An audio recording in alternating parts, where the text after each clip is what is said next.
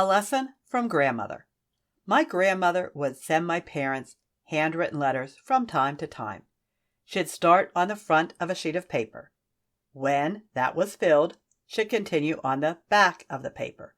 When that was filled, she'd return to the front of the paper and fill the top margin, then the right-hand margin, turning the paper sideways, then the bottom margin, then the left margin. Then she'd turn the paper over again and fill the margins on the back side. When she had completely run out of room, that was the end of her letter. And having been an English teacher for many years and an editor at a newspaper for many more, her letters never ended awkwardly in the middle of a sentence.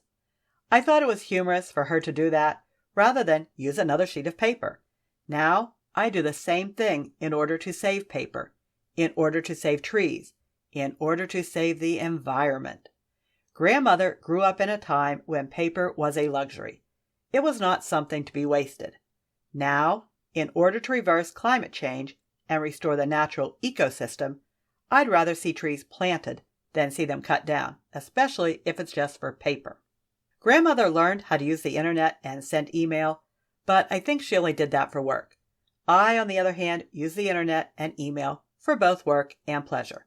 This helps cut down on my paper usage. Here's to you, grandmother, for teaching me how to save paper. So, what does that story about grandmother have to do with a greener printer? There are 3 things that make a printer green: the paper, the energy used, and the ink.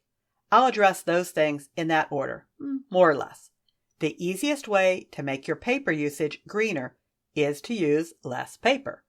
For printing, this can be done with double-sided or duplex printing and by printing on smaller sheets of paper. Or you can go all out by using tree-free paper. Greening your energy usage consists mostly of using a low-energy printer. Look for Energy Star or some other energy efficiency label.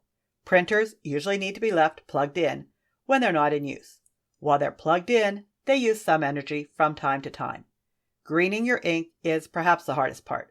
Less toxic inks are available, but they usually require a specialized printer. I'll explore all that in detail in this book.